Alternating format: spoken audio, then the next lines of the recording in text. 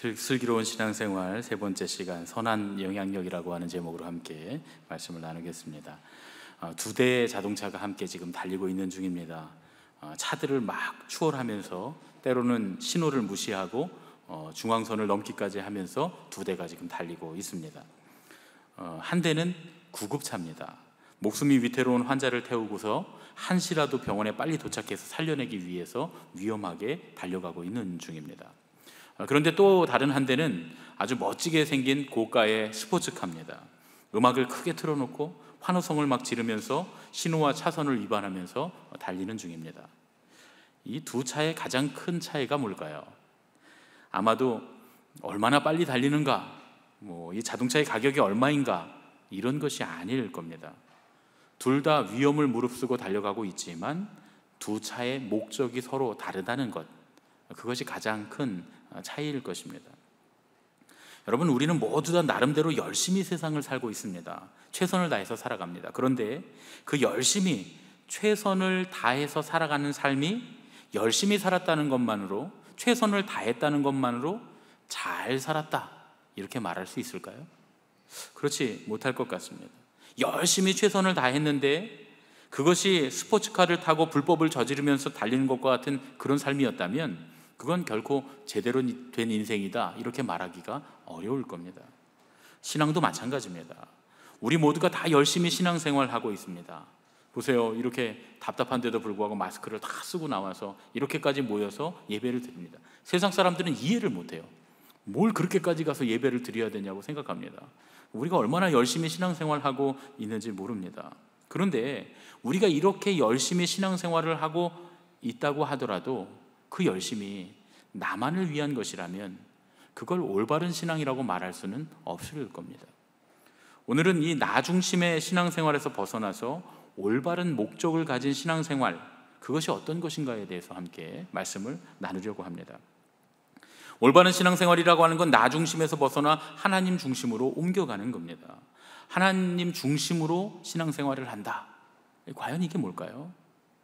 그건 무엇보다 나의 관심이 아니라 하나님의 관심을 따라서 신앙생활 한다는 것입니다. 그러면 또 질문이 생기죠. 그럼 하나님은 관심이 어디에 있으신가요? 여러분, 하나님의 관심이 어디에 있습니까? 요한복음 3장 16절에 예수님 우리에게 가르쳐 주십니다. 하나님이 세상을 이처럼 사랑하사. 하나님이 뭘 이처럼 사랑하셨다고요? 세상을 하나님이 이처럼 사랑하셨다는 거예요. 하나님의 관심은 세상에 있습니다. 죽음과 멸망을 향해 가고 있는 세상을 구원하시는 것이 하나님의 가장 큰 관심사입니다. 이것이 복음의 목적이고 예수님이 이 땅에 오신 목적이고 하나님이 우리를 복음으로 부르신 목적입니다. 그러면 하나님께서 우리에겐 뭘 원하실까요? 하나님께서는 우리가 하나님의 말씀, 즉 복음을 전해서 세상을 구원하시기를 원하실 겁니다. 그래서 나 중심의 신앙이 하나님 중심의 신앙으로 바뀌는데 가장 중요한 핵심이 뭐냐? 그건 전도죠. 복음을 전하는 것, 세상에 복음을 전해 세상을 구원하는 것, 그것이 바로 나 중심의 신앙에서 하나님 중심의 신앙으로 바뀌는 것입니다. 사도 바울은 신약 성경에서 가장 위대한 사도 중에 한 사람입니다. 바울은 복음을 전하는 일을 위해서 자기의 모든 지식과 생명까지도 아끼지 않았던 사람입니다. 오늘 우리가 읽은 본문은 그런 사도 바울의 삶을 아주 단적으로 잘 보여줍니다. 이미 유대인들 사이에서 바울은 배신자로 낙인이 찍혀 있었습니다. 바리새인들과 사두개인 그리고 대제사장이 복음을 전하는 바울을 반드시 죽이고야 말겠다 해서 킬러들, 자객들, 살인자들을 준비해두고 있었습니다. 수많은 사람들이 내가 바울을 죽이겠다고 맹세한 그런 상황이었습니다. 사도 바울을 사랑하는 사람들 중에 영적으로 뛰어난 사람들이 많이 있었습니다. 그들이 바울이 예루살렘에 가면 겪어야 될 고난에 대해서 예견을 합니다. 그리고 진심을 담아서 예루살렘을 향해 가는 바울을 막아섭니다. 가지 말라고 말이죠. 그런데 바울은 한사코 예루살렘에 꼭 가야 된다고 말합니다. 왜 그렇습니까? 자기 자신보다 하나님의 관심, 세상을 구원하는 세계 선교, 이것이 더 마음에 중요한 사람이었기 때문입니다. 결국 예견된 대로, 예상대로 바울은 예루살렘 성전에서 붙잡혔습니다. 꽁꽁 묶여서 로마의 총독인 벨릭스 앞에 끌려갑니다. 오늘 우리가 읽은 사도행전의 본문은 바울을 죽이려는 대제사장 아나니아가 변호사를 사서, 여기 이제 검사의 역할을 하는 거죠. 벨리스 총독 앞에서 사도 바울을 죽이려고 고발하는 그런 장면입니다. 보통 사람들은 법정에 끌려가면 자기의 결백을 주장합니다. 그리고 결백을 주장할 기회를 얻기를 위해서 애를 씁니다. 잠깐의 기회가 주어지면 자기를 변론하는데 그 기회를 분명히 쓸 겁니다. 그런데 놀랍게도 사도 바울은 자기 변론의 기회에 자기를 변론하지 않고 복음을 전합니다. 그것도 총독 앞에서 말이죠. 이 총독은 얼마나 중요한 사람입니까? 자기의 목숨을 왔다 갔다 하게 할 수 있는 그런 사람인데도 불구하고 그 앞에서 자기 변론, 자기의 목숨을 위해서 구차한 변론을 하지 않고 복음을 전합니다. 심지어 자기를 죽이려고 재판하는 자리에서까지 복음을 전하는 자리로 바꾸어 버립니다. 우리는 복음을 전하는 대상, 복음을 전하는 장소, 복음을 전하는 시간을 기다리고 찾습니다. 그런데 사도 바울에게는 복음을 전하는 대상이나 장소, 시간은 아무런 의미가 없었습니다. 바울은 그저 헬라인에게는 헬라인처럼, 유대인에게는 유대인처럼, 자유인에게는 자유인이 되어서 종된 자에게는 종의 모습으로 장소가 어디든지 때를 얻든지 못 얻든지 복음을 전했습니다. 그러면 사도 바울이 어떻게 자기가 만나는 모든 사람, 모든 자리에서 때를 얻든지 못 얻든지 복음을 전파할 수 있었을까요? 오늘 우리는 말씀을 통해서 바울을 부르는 아주 특별한 별명을 하나 발견하게 됩니다. 본문 5절에 보니까 우리가 보니 이 사람은 전염병 같은 자라, 천하에 흩어진 유대인을 다 소유하게 하는 자요, 나사렛 이단의 우두머리라 라고 기록되어 있습니다. 사실은 아닌 내용도 있죠. 이 사도 바울이 우두머리는 아닙니다. 예루살렘 교회 수장이 따로 있고 또 베드로도 있고 그 당시에 예루살렘 교회 수장인 야고보도 있었고 실제로 사도 바울을 파송했던 안디옥에는 더 훌륭한 사도들도 많이 있었습니다. 그런데 사람들은, 이 반대자들, 바울의 적대자들은 나사렛 이단의 우두머리라고 사도 바울을 소개합니다. 그리고 천하에 흩어진 유대인을 다 소유하게 하는 자라는 거예요. 영향력이 엄청나다 그런 얘기죠. 그러면서 뭐라고 부르냐면 전염병 같은 자 이렇게 부릅니다. 세번역 성경을 보면 조금 더 좀 강력하게 말합니다. 세번역 성경에는 연병 같은 자 이렇게 기록되어 있습니다. 연병 같은 자. 우리말로는 이게 상스러운 욕이 되는 그런 단어입니다. 요즘은 이렇게 바꿀 수 있을 것 같아요. 코로나19 같은 자. 이렇게. 예, 그렇게 할 수 있을 것 같아요. 정말 끔찍한 말이잖아요. 요즘에는 그 단어가 끔찍한 말입니다. 그런데 이 말이 무엇보다도 사도 바울의 정체성, 사도 바울의 아이덴티티를 가장 잘 설명하는 단어가 되었습니다. 여러분, 우리가 전염병에 대해서 잘 알고 있다고 말하지만 전염병의 가장 중요한 세 가지 특징을 잊어버리는 것 때문에 우리에게 문제가 되거든요. 그 전염병의 특징이 뭔가 제가 PPT로 준비했습니다. 우리 함께 읽겠습니다. 1번, 나 자신의 의사와는 관계없이 병이 퍼져나간다. 2번, 상대방의 의사와 관계없이 전염된다. 3번, 전염되는 순간 그것을 전염한 사람과 똑같은 증상이 나타난다. 이걸 나는 안 걸릴 거라고 생각하는 게 착각입니다. 뭐 잘 맞고 방비하면 안 걸릴 거라고 생각하는 것도 착각입니다. 어떻게 전염될지 모르고 어떤 방식으로 전염되는지 모르게 우리에게 전염병이 전해지는 거죠. 바울에게는 이 복음의 역사가 전염병같이 일어났다고 보고하는 거예요. 그러니까 모든 유대인들을 다 소유하게 하는 자가 되었다 이렇게 말하는 거죠. 이게 바울을 죽이려고 하는 적대자들의 평가였습니다. 적들의 평가였다 그런 얘기죠. 여러분, 이런 평가를 받는 전도자가 되시기를 예수님의 이름으로 축복합니다. 우리 서로 한번 인사 한번 하실까요? 전염병 같은 사람이 되세요. 예. 제가 사실은 코로나19 같은 사람이 되세요 이렇게 하려고 그랬다가 차마 거기까지 못했습니다. 이게 지금 좋은 것 같기도 하고 안 좋은 것 같기도 하고 뭔가 지금 축복하는 것 같기도 하고 저주하는 것 같기도 하고 축복하는 건 맞는데 뭔가 깨름칙하고 그렇죠? 그러시죠? 예. 그게 맞습니다. 좋은 것 같기도 하고 안 좋은 것 같기도 하고 뭔가 나쁜 것 같은데 바로 이 전염병 같은 자라고 하는 말이 사도 바울을 재판하는 자리에서 사도 바울을 기소한 사람들이 사도 바울을 표현한 내용입니다. 좋은 의미는 아니었어요. 분명히 좋은 의미는 아닙니다. 전염병 같은 자.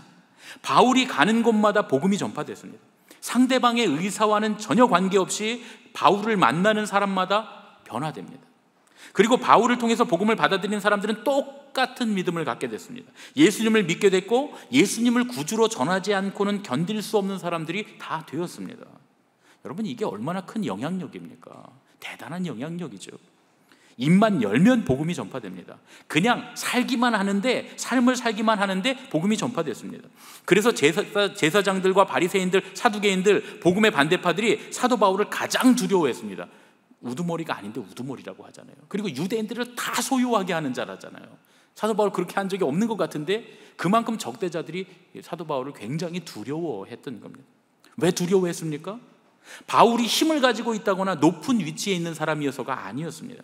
그가 가는 곳마다 전염병처럼 예수님의 복음이 전파되었기 때문에, 그래서 사도 바울을 두려워했습니다. 그러면 여러분, 이런 바울에게 일어난 이런 전염병 같은 복음의 역사가 나에게도 일어나면 좋겠죠. 그게 얼마나 좋은, 신앙인으로서 가장 좋은 명예로운 일이겠습니까? 그런데 바울에게는 왜 이런 일이 일어났을까요? 그건 바로 그가 가진 열정 때문이었습니다. 사도 바울이 가졌던 열정이 뭡니까? 복음에 대한 확신. 이 복음은 세상을 구원하는 능력이 있다라고 하는 확신이 사도 바울에게 있었습니다. 이 복음을 전하는 것이 세상을 구원하는 것이고, 내가 이 복음을 전하는 것이 그 사람을 구원하는 것이다 라고 하는 확신이 바울에게 있었기 때문입니다. 열정이라고 하는 말은 히라보로 엔테오스라고 하는 말입니다. 사도 바울은 이런 열심이 있었다고 자기가 스스로 고백을 합니다. 이 엔테오스는 뭡니까? 하나님이 안에 계시다라는 뜻입니다. 엔테오스, 주님의 성령이 우리 안에 계실 때 반드시 일어나는 일, 그게 바로 복음에 대한 열정입니다. 바울 안에는 성령님께서 계셨기 때문에 그에게는 복음이 인생을 바꾸고 사람을 구원한다 하는 확신이 그 안에 있었던 것입니다. 예전에 제가 한번 신천지에 빠진 그 자녀들을 찾으려고 부모님들이 항의 시위를 하는 걸 봤어요. 피켓을 쓰고서 내 아들 내놔라, 뭐 내 딸 내놔라 막 이렇게 하는 그런 항의를 막 하고 있는데, 그런데 그 건물 옥상에 그 자녀들 중에 한 청년이 피켓을 들고 서 있는 거예요. 그런데 그 피켓에 뭐라고 쓰여 있는지 아십니까? 제가 그 피켓을 보고 충격을 받았습니다. 이렇게 써 있었어요. 엄마 아빠는 믿는 대로 살지 않죠? 저는 믿는 대로 살아요. 이단에 빠진 자녀가 말이죠, 부모에게 엄마 아빠는 믿는 대로 살지 않죠? 저는 믿는 대로 살아요. 이렇게 피켓을 들고 쓰고 있었어요. 이단에 빠진 자녀에게 비친 그 부모의 신앙이 거지처럼 보였다는 거예요. 열정 없는 신앙, 그 열정의 확신이 삶으로 나타나지 않는 그 신앙은 사탄이 조롱하는 신앙이 됩니다. 복음을 전하는 삶의 가장 기본이 뭡니까? 나의 모습을 가장 가까이서 본 사람들이 내가 믿는 복음을 인정하고 그렇게 따라 살고 싶게 만드는 겁니다. 그게 신앙의 가장 지혜로운 신앙의 기본입니다. 내게 확신이 없는데, 내가 그대로 살지 않는데 어떻게 주변에 있는 사람들이 내 모습을 보고 그렇게 살겠습니까? 여러분, 제가 질문을 하나 드리겠습니다. 대답해 보세요.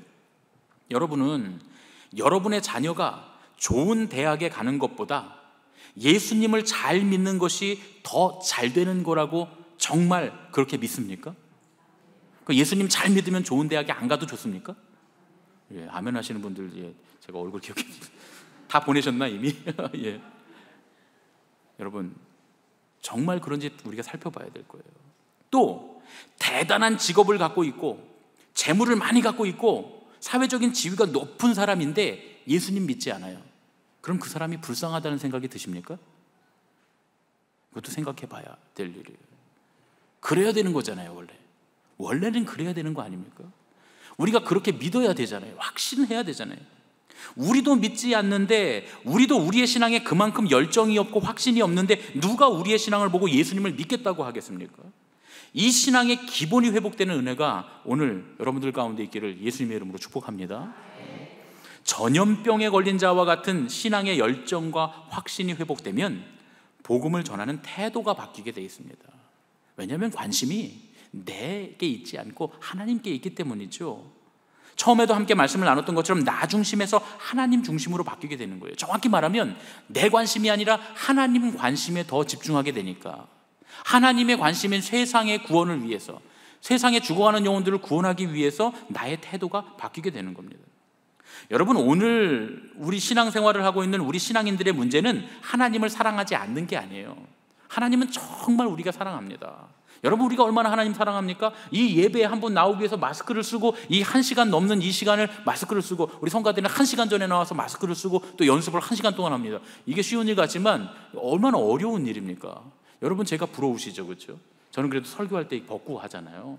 얼마나 부럽습니까? 여러분들은 그냥 이거 하고 하시는데, 근데 뭐 따져보면 저도 1, 2, 3부 저녁 예배까지 다 쓰고 하니까 따져보면 여러분이나 저나 비슷하게 쓰고 있는 건 맞는 것 같아요. 그런데 어쨌든 저는 벗고서 하니까 얼마나 여러분 제가 편해 보입니까? 저도 압니다. 1시간 동안 쓰고 있는 게 굉장히 고통스럽고 힘든 거 알아요. 우리가 얼마나 하나님 사랑하면 이렇게 하고서라도 나와서 예배 드리고 있잖아요. 얼마나 하나님 사랑하면 이 가운데서도 어떻게든 속회 예배 모이려고 하고 어떻게든 말씀 묵상하려고 하고 뭐든지 하려고 하잖아요. 신앙을 위해서. 그 애쓰지 않습니까? 그리고 못하면 섭섭하고 저 위층까지 그냥 꽉 차서 예배를 드리러 이렇게 나왔어요. 세상 사람들이 이해를 못해요. 우리 하나님 사랑합니다. 그런데 우리 신앙인들의 문제가 하나님을 안 사랑하는 게 아니에요. 우리들의 문제가 뭐냐면 하나님께서 사랑하는 세상 사람들을 사랑하지 않는 게 우리 문제예요. 하나님을 사랑해서 많은 신앙의 행위들을 우리가 하고 있지만 정작 하나님께서 사랑하시는 세상을 바라보면서 선을 긋고 미워하고 우리는 그들과는 질적으로 다른 존재라고 생각하면서 그들을 배척하는 거예요.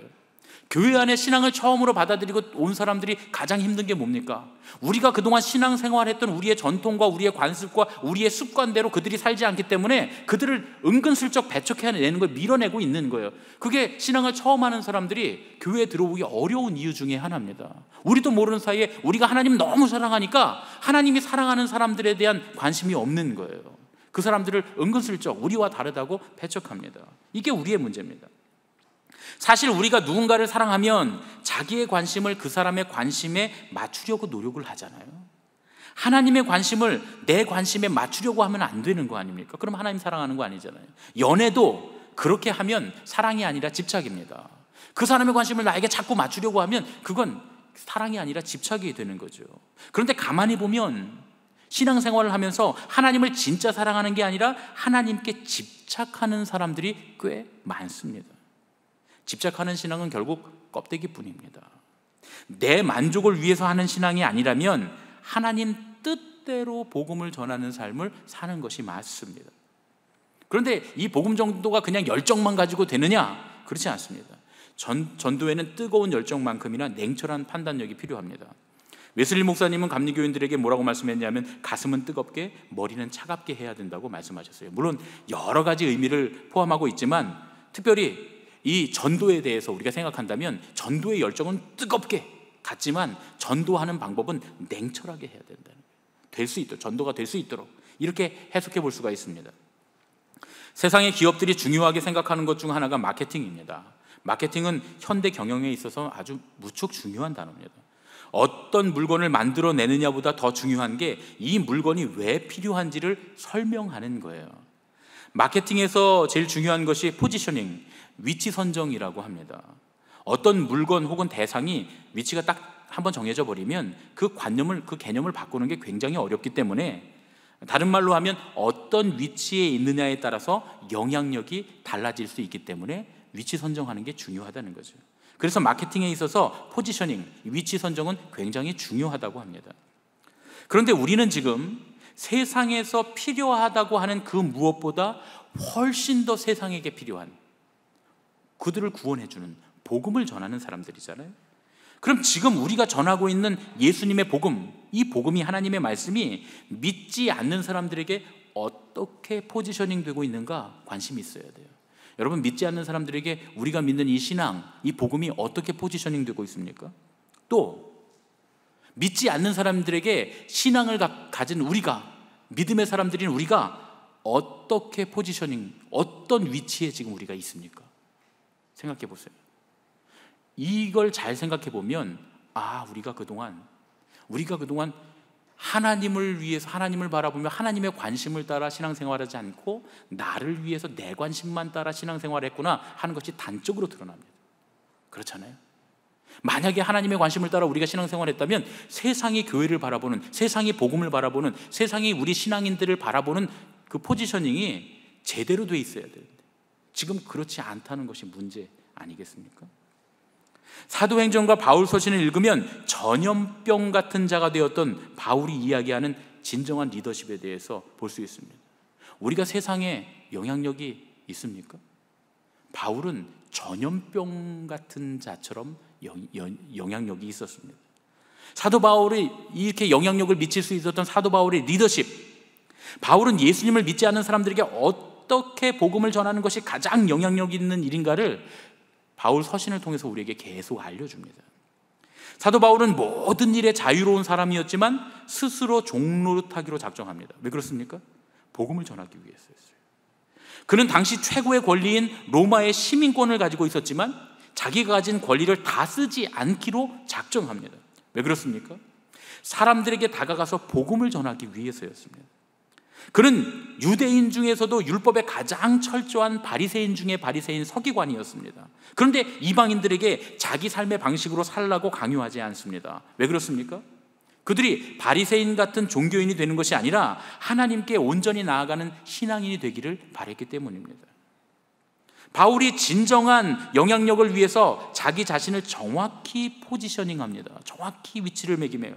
스스로의 권리를 포기함으로써 종의 모습으로 위치 선정을 하고 오히려 진정한 리더십을 얻었습니다. 사도 바울의 이 리더십은 정확한 위치 선정입니다. 하나님도, 하늘의 하나님도 우리를 구원하시기 위해 어떻게 하셨어요? 사람의 몸을 입고 이 땅에 오셔서 낮아지셔서 십자가에 죽기까지 순종하셨잖아요. 낮아지셨잖아요. 그 겸손함으로 우리를 구원하셨잖아요. 여러분, 진정한 리더십, 진정한 영향력에 대해서 우리가 오해하기 쉬운 점들이 있습니다. 제가 정리를 좀 해왔는데요. 한번 읽어보겠습니다. 시작. 힘이 리더십이다. 2. 직책이 리더십이다. 3. 전문성이 리더십이다. 4. 경험이 리더십이다. 리더십에 대해서 착각하는 거예요. 이게 진짜 리더십이라는 얘기가 아닙니다. 우리가 흔히 착각할 때 힘이, 직책이, 전문성이, 경험이 리더십이다라고 우리가 착각하는 경우가 많습니다.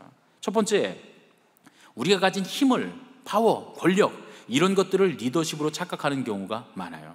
그런데 여러분, 제가 예를 한번 들어볼게요. 어떤 강도가 복면을 탁 쓰고 총을 들고 집에 들어왔습니다. 그래서 다 엎드려 그랬어요. 그럼 여러분 어떻게 하시겠어요? 엎드리시겠죠. 여기 안 엎드릴 분이 한 분도 없으니까 저도 엎드릴 겁니다. 그런데 중요한 건 그 사람이 무기를 들어서 힘을 갖고 있어요. 그래서 우리가 그 무기, 총이라고 하는 힘 때문에 우리가 그 자리에 다 엎드렸습니다. 그런데 이걸 리더십이라고 할 수 있습니까? 그 총을 리더십이라고 할 수 있을까요? 그렇게 말할 수 없죠. 우리가 예수님을 믿고 축복을 받아서 힘 있는 사람이 된다, 권력이 있는 사람이 된다, 파워가 있는 사람이 된다, 그걸 영향력 있는 사람이 된다고 생각하면 그건 크게 착각이다, 그런 얘기입니다. 두 번째로는 직책, 포지션, 이게 리더십이라고 생각하는 자리가 리더십이라고 생각하는 그런 경우가 많습니다. 우리는 흔히 자녀들에게도 그렇고 우리도 그렇고 하나님의 영광을 위해서 자꾸 높은 자리에 올라가려고 해요. 물론 높은 자리에 올라가면 더 많은 일, 큰 일을 할 수 있는 가능성이 있습니다. 그런데 중요한 건 그렇다고 그 위치가 사람의 영향력을 말하는 건 아니에요. 거기에 리더십이 있지는 않습니다. 제가 그 미국에 관한 그 글을 읽다가 참 재밌는 얘기를 하나 읽었는데요. 미국 사람들은 자기네 역대 대통령 중에서 가장 인기 없는 대통령의 순위를 매겨놨더라고요. 미국 사람들 참 재밌죠. 인기 있는 건 아니고 인기 없는 대통령의 순위를 매겨놨어요. 그 중에서 상위권에 있는 사람 중에 하나가 누구냐 하면 그 당시에 인기 없었던 대통령, 지미 카터 대통령이 인기가 굉장히 없었어요. 왜냐하면 근세기에 가장 인기가 없었던 그 대통령이 조지 부시 대통령이거든요. 그런데 조지 부시 대통령도 재선에 성공을 했습니다. 그런데 이 지미 카터 대통령은 얼마나 인기가 없었는지 재선에 실패했어요. 그래서 인기가 없던 대통령 순위에 올라 있습니다. 그런데 이 지미 카터는 오히려 대통령직에서 물러나고 나서 세상에서 가장 영향력 있는 인물 중에 한 사람이 됩니다. 평화를 만드는 일을 했어요. 퇴임 후에 비영리 기구인 카터 재단을 설립해서 제3세계의 민주주의 정착, 질병 방제 이런 것들을 위해서 애썼고요. 빈곤층의 이 자활을 위해서 힘을 썼습니다. 특히 그 헤비타트 사랑의 집 짓기 아마 해보신 분들 계실 것 같아요. 저도 그 태백에 가서 태백에 있는 그 헤비타트 사랑의 집 짓기는 제가 쌓은 돌로 돼 있습니다. 저도 가서 열심히 3일 동안 봉사를 하고 왔는데 제 아내랑 같이 가서 우리가 막 돌 쌓고 이러고 왔는데 이 일을 지미 카터 대통령이 시작한 거거든요. 그리고 세계 평화를 위해서도 힘을 썼는데 북한의 김일성을 만나서 1차 북핵 위기에서 세계를 구했습니다. 팔레스타인의 하마스, 보스니아의 세르비아 정권, 이런 미국 정부와 완전히 협상을 거절한 단체를 직접 대통령 대신 가서 만나서 분쟁의 원인을 근본적으로 해결을 했습니다. 1993년에 이스라엘과 팔레스틴의 그 오슬로 협정을 이끌어낸 사람도 바로 이 지미 카터 대통령이었습니다. 그래서 그는 대통령직에 물러난 이후에 솔직히 말하면 재선에 실패해서 떨어진 결과 세상에 큰 영향력을 미친 사람이 됐습니다. 2002년도에는 심지어 노벨 평화상을 받기까지 했습니다. 여러분, 리더십은 그 사람이 어떤 자리에 있느냐가 아니라는 거예요. 지미 카터 대통령은 세계의 대통령이다 라고 말할 정도인 그 당시에 당대의 미국의 대통령이었음에도 불구하고 그 당시에는 아무런 영향력이 없었지만 그가 그 일을 했을 때, 평화를 만드는 일을 했을 때, 어려운 이들을 돕는 그 평화를 만드는 그 일을 했을 때 그가 영향력 있는 사람이 됩니다. 리더십은 그 사람이 어떤 자리에 있느냐가 아니라 그 사람이 무엇을 하느냐에 따라 달라진다 하는 말씀입니다. 세 번째로는 전문성이 리더십이라고 착각하는 경우가 있다고 했죠. 우리가 인생을 살아가면서 전문성이 우리에게 영향을 주는 건 분명합니다. 이 전문성이라고 하는 건 잘 알고 있다는 거죠. 많이 알고 있다는 거죠. 확실히 알고 있다는 겁니다. 그런데 외골수가 되면, 이 전문성이 외골수가 되면 매우 위험합니다. 그런 전문성은 교만이라고 하는 위험에 빠지게 합니다. 우스갯소리로 그런 얘기가 있죠. 책을 한 권만 읽은 사람은 당할 수가 없다. 또 여행을 한 번만 한 사람은 이길 수가 없다. 그런 얘기 있잖아요. 시골에서 서울에 여행 한 번 왔다 간 사람이 서울에 사는 사람을 이긴다잖아요. 여러분 그런 얘기 들어보셨죠? 예. 서울에 한 번 왔다가 놀러 왔다 간 사람이 서울에 대한 이야기를 하면 서울 사는 사람을 이긴대요. 이게 바로 우리가 전문성이라고 하는, 우리가 신앙적으로 많이 알고 있다, 신앙적으로 많은 걸 갖고 있다, 오랫동안 신앙생활했다, 우리가 신앙에 대해서 더 깊이 알고 있다라고 하는 것이 신앙적 전문성이 교만이 되면, 그러면 그렇게 되는 순간 신앙인으로서의 영향력은 사라지게 된다 하는 얘기죠. 우리가 아무리 신앙의 전문가가 되어도 믿지 않는 사람들과 소통하는 사람이 되지 못하면 신앙의 어떤 영향력도 발휘할 수 없다는 겁니다. 현대교회 교인들이 빠져있는 가장 중요한 문제 중에 하나가 바로 이 문제입니다. 교회에서 가장 위험한 사람은, 복음의 장애가 되는 사람은 열정이 없는 사람이 아니에요. 과도한 열정을 가지고서 하나님을 앞질러 가는 사람, 그 사람이 제일 위험한 사람입니다. 오늘날 복음을 전하는데 가장 장애가 되는 사람들이 누굽니까? 예수님을 모르는 사람들이 장애가 됩니까? 아니죠. 목사들. 예. 또 교회 지도자인 목사님들과 예수님을 잘 믿는다고 하는 그 교인들이 진짜 복음의 장애물이 되고 있다라는 사실을 우리가 잊어서는 안 됩니다. 우리가 잘못하는 것 때문에 얼마나 많은 사람들이 하나님을 오해하는지 모릅니다. 네 번째로는 경험이 리더십이라고 착각하는 경우입니다. 우리는 많은 신앙의 경험을 갖고 있잖아요. 많은 신앙의 경험을 갖고 있어요. 은혜도 많이 받았고 은사도 많이 받았고 또 우리가 신앙적으로 많은 그 하나님께서 축복해 주신 축복을 경험하고 삽니다. 그런데 여러분, 우리가 농경 문화에 살던 시대에는 경험이 아주 중요했어요. 왜냐하면 거의 모든 일을 예측할 수 있었기 때문입니다. 계속 순환되니까요. 그래서 오랫동안 그 자리에서 농사를 짓던 사람들은 어른이 되고 그들의 말은 좋은 조언이 되었습니다. 그런데 이제는 현대 사회가 그렇지 않아요. 계속 바뀝니다. 우리가 오래 거기에 머물러 있었다는 것이 영향력이 되지 못합니다. 신앙적으로도 신학적으로도 많은 결과물들이 나오게 되고 어떤 것이 더 예수님의 진짜 말씀에 가까운가? 우리가 원시적으로 신앙생활 하던 것에서 이제는 정말 어떤 것이 하나님께서 우리에게 주시는 복음에 가까운 것인가? 원문에 대한 연구 결과라든가 또 고고학적인 연구 결과라든가 신앙적으로 진짜로 정말 신앙의 선배들, 사도들이 했던 말들의 의미가 무엇인가? 이런 것들이 우리가 더 면밀하게 밝혀지고 그대로 신앙생활하는 것이 중요하게 되었습니다. 이 세상에서 우리가 가진 경험을 가지고 영향력을 발휘할 수 있는 시대가 지났다, 그런 얘기예요. 나의 경험이 아니라 겸손하게 하나님께서 지금 우리에게 필요로 하시는 태도를 갖기 위해서 늘 배우는 자세가 우리에게 필요합니다. 그게 오히려 영향력이 되는 시대가 되었습니다. 정연아 씨가 쓴 행복한 크리스천에게는 표정이 있다라고 하는 그 책에 보면 새신자를 감동시키는 법에 대한 이야기가 나오는데요. 이 책을 쓸 때 이 정연아 씨라고 하는 분이 예수님 믿은 지 얼마 안 됐을 때 이 책을 썼습니다. 그런데 자기가 예수님을 늦게 믿게 된 게 뭐냐 하면, 이유가 뭐냐면 복음 자체가 나빠서가 아니에요. 하나님의 말씀 자체가, 이 신앙 자체가 나빠서가 아니라는 거예요. 복음을 전하는 사람들의 매너가 나빴기 때문에. 그래서 늦게 믿게 됐다는 거예요. 그래서 하나님의 은혜를 경험하고 난 뒤에 그런 신앙인들의 모습을 보면 안타깝다는 거예요. 사실 교회의 얼굴인 우리 목회자들, 또 장로님들, 임원들, 영접위원, 이런 분들은 우리가 특히 매너가 좋아야 됩니다. 사람들을 대할 때 웃는 얼굴로 대해야 돼요. 나이가 어린 사람에게도 존대할 줄 알아야 교양 있는 신앙인입니다. 예배 시간이나 봉사의 시간에는 바울이 자신의 권리를 버리고 종의 모습을 가졌듯이 겸손한 모습을 가지고 사람들을 대해야 됩니다. 믿지 않는 사람에게도 우리가 배울 것이 있다라고 하는 자세로 낮춰서, 어떻게 하는 것이 하나님께서 기뻐하시는 일인가, 우리의 자세를 낮추고 보아야 한다, 그런 얘기죠. 제가 예전에 어떤 교회 집회를 하면서 제가 3일 동안 한 호텔에 머물렀습니다. 그런데 그 집회를 하면서 호텔에 머물렀을 때 제가 결심한 게 하나 있어요. 뭐냐면, 내가 다시는 이 호텔에 안 온다. 만약에 이 교회에 와서 다시 내가 말씀을 전할 기회가 있어도 이 호텔을 잡아주면 난 딴 데로 가겠다고 내가 할 거야. 이렇게 생각했습니다. 왜 그랬을까요? 불편해서, 불친절해서요. 너무 마음이 불편하게 하는 거예요. 호텔은 정말 깨끗하고 편안했어요. 좋은 호텔입니다. 그런데 사람들이 웃지를 않아요. 그 동네가 그런 동네인지 잘 모르겠는데 사람들이 웃지를 않고 아주 말투가 투명하고 심지어 물건을 이렇게 던져줍니다. 얼마나 기분이 나쁜지, 야, 이렇게 불친절한 사람을 대하는 게 참 힘든 일이구나, 마음이 불편하구나, 이렇게 생각이 들었어요. 사람들에게 감동을 주고 영향력을 미치는 좋은 전도자, 좋은 신앙인들은 한 번 더 가고 싶은 그런 식당의 종업원들, 한 번 더 놀러 가고 싶은 어느 휴양지의 호텔의 직원들, 이런 사람들보다 더 친절해야 됩니다. 돈을 벌기 위해서도 그런데 우리는 생명을 구하는 사람들이잖아요. 제가 복음을 전하는 삶에 대해서 말씀드리면서 마케팅이니 포지셔닝이니 하면서 예를 드니까 여러분들 불편하실 수 있을 것 같아요. 심지어 그런 책도 있습니다. 마케팅에 물든 부족한 기독교, 이런 책도 있어요.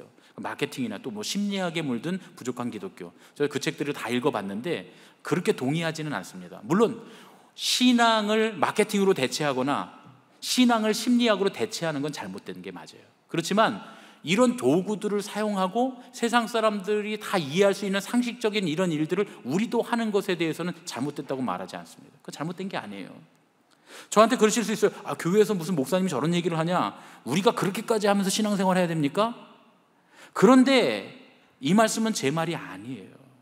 사실은 사도 바울의 이야기입니다. 요즘 우리가 묵상하고 있는 고린도전서의 바울이 이렇게 말씀하는 거예요. 제가 늦게까지 이렇게 아끼다가 지금 말씀드리는 이유가 있습니다. 여러분들이 그런 고민을 해보셔야 돼요. 우리가 그렇게까지 신앙생활을 해야 됩니까?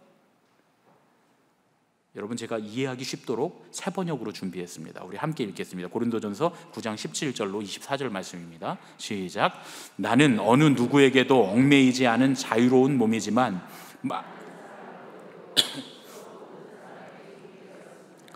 유대 사람들에게는 유대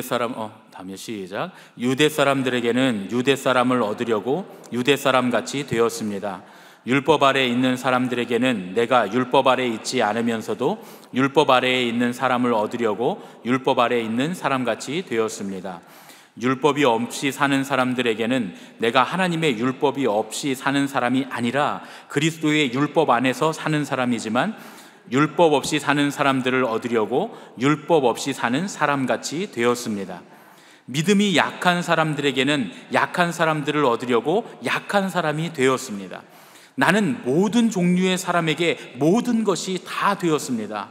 그것은 내가 어떻게 해서든지 그들 가운데서 몇 사람이라도 구원하려는 것입니다. 나는 복음을 위하여 이 모든 일을 하고 있습니다. 그것은 내가 복음의 복에 동참하기 위함입니다. 경기장에서 달리기 하는 사람들이 모두 달리지만 상을 받는 사람은 하나뿐이라는 것을 여러분들은 알지 못합니까? 이와 같이 여러분도 상을 받을 수 있도록 달리십시오. 여러분, 복음은 능력이 있습니다. 복음 자체에 능력이 있어요. 그러나 복음을 전하는 우리가 그 능력을 우리의 삶으로 증명할 수 있어야 합니다. 우리의 태도로, 우리의 행동으로 증명할 수 있어야 하는 거예요. 우리가 생명의 복음을 전하는 사람들로 우리가 복음을 잘 설명해 주는 사람을 살아야 합니다. 여러분 생각해 보세요. 예수님께서 이 땅에 오셔서 십자가를 지시고 달려 돌아가심으로써 우리를 구원하신 거잖아요. 종의 형체를 입고 오셔서 종의 모습으로, 가장 낮은 자의 모습으로 죽임을 당하시기까지 어린 양이 되셔서 우리를 구원하신 그 겸손의 복음을 우리가 전한다면 우리도 마땅히 우리의 삶으로 그 겸손의 모습으로 낮아져서 세상을 섬기는 자가 되어야죠. 그래야 복음을 전할 수 있습니다. 복음을 전하는 사람들은 복음을 듣는 사람들의 입장에 서서 그들이 복음을 받아들일 수 있도록 더욱더 낮고 겸손한 모습으로 엎드려야 된다, 그런 얘기예요. 사도 바울은 우리에게 이렇게 말씀합니다. 고린도전서 9장 27절의 말씀입니다. 나는 내 몸을 쳐서 굴복시킵니다. 그것은 내가 남에게 복음을 전하고 나서 도리어 나 스스로는 버림을 받는 가련한 신세가 되지 않으려는 것입니다. 믿는 사람들이나 믿지 않는 세상의 모든 사람들이 지금 봉사하고 헌신하는 우리에게 신앙의 영향을 받고 있다라는 생각을 해본다면 우리가 어떻게 행해야 되는지, 우리가 어떤 태도를 취해야 되는지 확실해지지 않습니까? 물론 우리가 전도자로서 성숙한 모습을 가진다고 해도 사람들이 알아주지 않을 수도 있어요. 예전에는 참을인 자 3개면 살인도 면한다, 이렇게 얘기했잖아요. 근데 요즘은 참을인 자 3개면 지나가는 애들도 무시한다, 이렇게 얘기한다 그래요. 참는 시대가 아니라는 거예요. 참지 말으라는 거예요. 자기를 드러내고 자기 의견을 드러내라는 거예요. 이런 세태 속에서 우리가 나 자신을 낮추기가 두렵고 또 왠지 손해볼 것 같은 마음이 들기도 합니다. 그러나 신앙인들에게는 세상 모든 사람들이 알아주지 않는다고 해도 알아주시는 분이 한 분 계시다는 사실, 그걸 우리가 잊지 말아야 합니다. 전옥표라고 하는 분이 이기는 습관이라고 하는 책을 쓰셨는데요, 그 책에 보면 그런 얘기가 나와요. 미켈란젤로가 시스티나 성당의 천장벽화를 그릴 때 일이었습니다. 이 미켈란젤로가 그림을 그리는 과정을 보면 정말 지난한 과정, 정말 죽고 싶었다 그래요. 그림을 그리는 과정. 이 미켈란젤로는 자기가 화가라고 말하지 않고 조각가라고 늘 말했던 사람이라 그래요. 근데 이 성당의 벽화들을 그리면서 뭐 우리가 알고 있는 건 많잖아요. 천국과 지옥에 대한, 그리고 뭐 최후의 심판, 이런 그림들, 그런 그림들이 있는데, 이 시스티나 성당의 천장벽화를 그릴 때 183제곱미터나 되는 그런 대작을 그리고 있었습니다. 그런데 이 그리는 과정이 너무 힘들었다 그래요. 천장에 이렇게 지금 말하면 아시바라고 하는 거 있잖아요. 이렇게 막 나무떼기를 붙여갖고 거기에 누워갖고 다 그린 거예요. 그럼 몇 년 동안 그 그림을 그리니 얼마나 힘듭니까? 그런데 그 사다리 꼭대기에 올라가서 누워갖고 천장 꼭대기에 그림을 그리는데 그렇게 세밀하게 그리는 걸 가까이서, 어차피 그 천장 꼭대기가 수미터 위에 있기 때문에 여기서 봐도 잘 보이지도 않는데 그걸 그렇게 세밀하게 그려놓는 모습을 보면서 친구가 이렇게 말했다는 거예요. 이보게 그렇게 구석진데 잘 보이지도 않는 걸 그걸 그려놓으려고 그렇게 애를 쓰면서 꼼꼼하게 그리고 있는가? 도대체 그래봤자 그걸 누가 알아준다고 그렇게 그림을 그리는가? 그랬더니 미켈란젤로가 그림을 그리다가 붓을 딱 멈추고 그 친구를 쳐다보면서 이렇게 말했다는 거예요. 내가 알지. 내가 알지. 여러분, 우리의 신앙의 태도, 우리의 신앙의 행위를 누가 합니까? 내가 알죠. 그리고 내가 알면 또 아시는 분 계시죠? 하나님 아시죠. 여러분, 나는 행여나 나를 속일 수 있다고 해도 하나님은 아시잖아요. 사람에게 친절한 교인이 되는 것, 우리가 다른 사람들 앞에 낮아져서, 세상 사람들 앞에 낮아져서 친절한 교인이 되는, 전도자가 되는 것, 그것은 그 영혼을 얻기 위한 거지 사람들에게 잘 보이기 위한 것이 아닙니다. 그러니까 그 사람이 알아주는가 아닌가는 별로 중요하지 않은 거예요. 사실은요, 누가 알아주시는 게 중요합니까? 오직 우리가 그렇게 하는 것을 하나님께서 우리를 바라보시며 기대하고 계시고 하나님께서 알아주시기 때문에 우리가 그렇게 한다는 것이죠. 오늘 우리가 드리는 이 예배에서 우리의 태도에, 우리의 마음에 그런 변화들이 있었으면 좋겠습니다.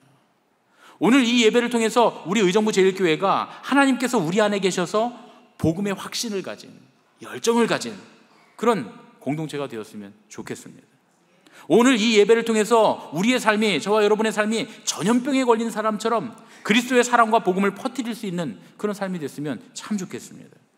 우리가 만나는 누구라도 저와 여러분으로 말미암아서, 우리로 말미암아서 복음의 행복을 깨닫고 하나님의 나라를 알게 되기를 예수님의 이름으로 축원합니다. 그렇게 되었으면 좋겠습니다. 사실 오늘 코로나19 같은 사람이 됩시다 이렇게 하려고 그랬는데 도저히 안 될 것 같아요. 마음이 안 좋아요. 그래서 제가 인사를 바꿨습니다. 선한 영향력을 끼치며 삽시다, 이렇게 인사하겠습니다. 선한 영향력을 끼치며 삽시다. 할렐루야. 여러분, 뭐가 슬기로운 신앙생활입니까? 우리의 삶의 자리에서 우리의 가족들과 우리의 이웃들, 우리가 만나는 사람들, 우리의 삶을 바라보는 사람들에게 선한 영향력을 끼치며 사는 것이 슬기로운 신앙생활입니다. 가장 좋은 신앙생활이 뭡니까? 그렇게 사도 바울이 전염병 같은 자가 된 것처럼 세상 사람들이 우리의 삶의 모습을 보고, 그리고 하나님을 믿는 건 저런 거구나, 저렇게 겸손하게 낮아져서 그들에게 복음을 전할 때 그들 마음속에 나도 저렇게 살아야겠다, 나도 예수님 믿어봐야 되겠다 하는 마음이 생기는 것. 전도는 그렇게 하는 겁니다. 그냥 무작정 복음 들고 가서 사람들에게 굴복시켜서 당신 이론이 맞는지 내 이론이 맞는지 대결해 보자 이렇게 해갖고 굴복을 시키면 그 사람이 교회 나올 것 같죠? 절대 안 나옵니다. 제가 예전에 청년들을 데리고 전도를 해봤어요. 전도를 해봤는데 아주 똑똑한 청년 하나를 데리고 갔고 아주 안 똑똑한 청년 하나를 데리고 갔어요. 이 청년은 얼마나 똑똑한지 복음을 전하라니까 그냥 토시 하나 안 들리고 가르쳐준 대로 탁탁탁 전하는 거예요. 그 사람이 그 이론에, 그 청년들이 이론에 딱 굴복했습니다. 그 교회 나갈 거냐니까 교회 안 나가겠대요. 근데 한 자매를 데리고 갔는데 이 자매는 복음을 전하라고 그러니까 복음은 못 전하고 자기도 씩씩 웃어요. 자기도 틀리는 걸 아는 거죠. 그랬더니 그 듣는 자매가, 교회 안 다니는 자매인데 그 친구가 자기도 보면서 한심하니까 같이 웃어요. 씩씩 웃어요. 그리고 나서 이 자매가 나중에 예수님 믿겠습니까? 그랬더니 그 자매가 자기도 예수님 믿겠다는 거예요. 우리 모두가 충격에 휩싸였습니다. 어떻게 일이 일어날 수 있을까? 여러분, 이론으로 굴복시키는데 복음이 있지 않고 우리가 얼마나 친절한가?